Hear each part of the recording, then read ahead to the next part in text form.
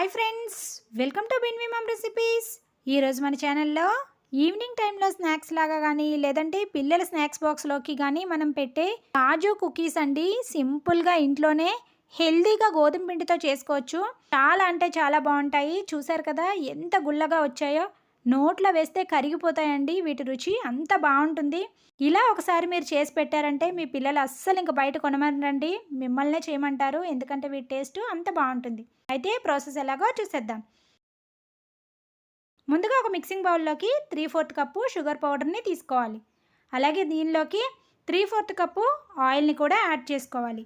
దీనిలో బటర్ కానీ నెయ్యి కానీ ఏదైనా యూస్ చేయొచ్చండి. నేనైతే ఆయిల్ అందరికీ అవైలబుల్గా ఉంటుందని ఆయిల్తో చేసి చూపిస్తున్నాను. ఈ విధంగా అంతా బాగా కలుపుకున్న తర్వాత ఈ మిక్సింగ్ బౌల్ పైన ఒక జల్లెడని పెట్టుకోవాలి. ఇప్పుడు దీనిలోకి 1 కప్పు గోధుమ పిండిని తీసుకోవాలి. అలాగే ఈ బిస్కెట్స్ మరింత ఫ్లేవర్గా రావడం కోసం 2 స్పూన్ల కస్టర్డ్ పౌడర్ని యాడ్ చేసుకోవాలి. అలాగే ఒక 1/8 spoon baking soda, 1/4 spoon baking పౌడర్ని యాడ్ చేసుకోవాలి. అలాగే దీనిలోకి ఒక పించ్ ఆఫ్ సాల్ట్ వేసుకొని ఈ పిండిని బాగా జల్లించుకోవాలి. చూసారు కదండి, ఈ విధంగా జల్లించుకున్న తర్వాత దీనిలోకి 3 స్పూన్స్ కాజు పౌడర్ని యాడ్ చేసుకోవాలి. కాజుని కొన్ని తీసుకొని మిక్సీ జార్లోకి యాడ్ చేసుకొని మెత్తగా పొడి చేసుకుంటే ఈ విధంగా వస్తుందండి. దానిని ఒక 3 స్పూన్లు యాడ్ చేసుకోవాలి. అలాగే దీనిలోకి ఒక 3 స్పూన్స్ మిల్క్ పౌడర్ని కూడా యాడ్ చేసుకోవాలి.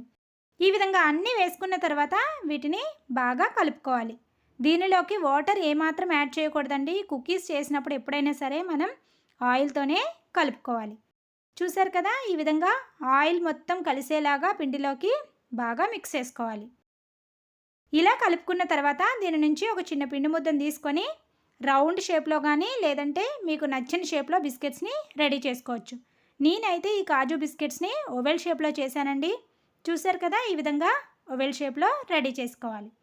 ఇలా రెడీ చేసుకున్న బిస్కెట్స్ని గ్రీస్ చేసుకున్న కేక్ మౌల్డ్లో కానీ ప్లేట్లో కానీ పెట్టుకోవచ్చు. అదేవిధంగా మిగిలిన బిస్కెట్స్ అన్నీ కూడా రెడీ చేసుకోవాలి. చూసారు కదండి, ఈ విధంగా బిస్కెట్స్ అన్నీ కూడా రెడీ చేసుకొని పెట్టుకోవాలి. తర్వాత ఈ బిస్కెట్స్ పైన గార్నిషింగ్ కోసం జీడిపప్పును కూడా పెట్టుకోవాలి.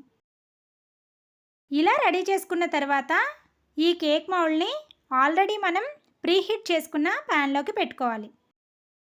ఇప్పుడు ఈ బిస్కెట్స్ని 15 మినిట్స్ లో టు మీడియం ఫ్లేమ్, అంటే లోకి మీడియంకి మధ్యలో ఫ్లేమ్ని పెట్టుకోవాలండి.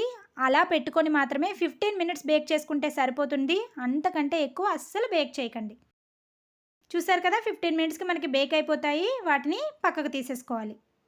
ఈ బిస్కెట్స్ని బాగా కూల్ అయిన తర్వాత ఈ విధంగా నైఫ్తో ఎడ్జెస్ని రిమూవ్ చేస్తే చక్కగా మనకి ఈజీగా వచ్చేస్తాయి. అంతే అండి, చాలా సింపుల్గా బేకరీ స్టైల్ కాజు బిస్కెట్స్ ఇంట్లోనే మనకి టేస్టీగా రెడీ అయిపోతాయి. చాలా అంటే చాలా బాగుంటాయండి. తప్పకుండా మీరు కూడా ఈ సింపుల్ ప్రాసెస్లో ట్రై చేయండి. వీడియో నచ్చితే వీడియోకి లైక్ చేయండి అండ్ మీ ఫ్రెండ్స్కి రిలేటివ్స్కి షేర్ చేయండి. ఇలాంటి మరెన్నో ఇంట్రెస్టింగ్ రెసిపీస్ కోసం మన ఛానల్ని ఇంకా ఎవరైనా సబ్స్క్రైబ్ చేసుకోకపోతే సబ్స్క్రైబ్ చేసుకొని పక్కనే ఉన్న బెల్ ఐకాన్ హిట్ చేయండి. Thank you for watching.